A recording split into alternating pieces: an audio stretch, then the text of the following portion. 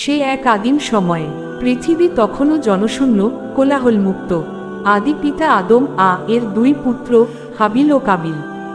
একজনের মনে ছিল আল্লাহর প্রতি অগাধ বিশ্বাস আর অপরজনের অন্তরে বাসা বেঁধেছিল হিংসা আর দম্ভ।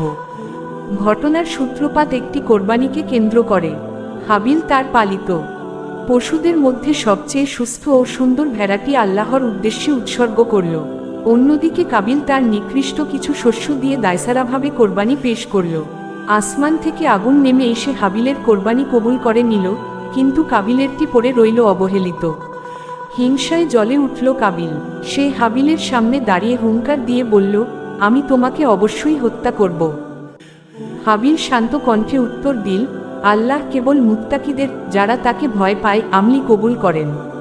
ভাই আমার, তুমি যদি আমাকে মারার জন্য হাত তোলো, তবে আমি তোমাকে মারার জন্য হাত তুলব না, কারণ আমি বিশ্বজগতের পালনকর্তা আল্লাহকে ভয় করি। হাবিল আরও বলল, আমি চাই তুমি আমার এবং তোমার নিজের উভয় পাপের বোঝা কাঁধে নিয়ে ফিরে যাও, কারণ জালিমদের ঠিকানা তো জাহান্নাম। পবিত্র এই উপদেশের কোনো প্রভাব পড়ল না কাবিলের পাথরের হৃদয়ে। শয়তান তার মনে কুমন্ত্রণা দিল। কাবিল তার আপন ভাইকে হত্যা করার পরিকল্পনা করল। কেউ কেউ বলেন, যখন হাবিল ঘুমিয়েছিল, তখন কাবিল তার মাথায় পাথর আঘাত করে প্রাণের স্পন্দন থামিয়ে দিয়েছিল। রক্তে রঞ্জিত হল পৃথিবীর মাটি। প্রথম মানুষ হিসেবে অন্য মানুষের রক্ত ঝরানোর কলঙ্ক জুটল কাবিলের কপালে।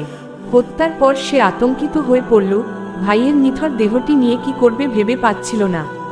ঠিক তখনই আল্লাহ একটি কাক পাঠালেন।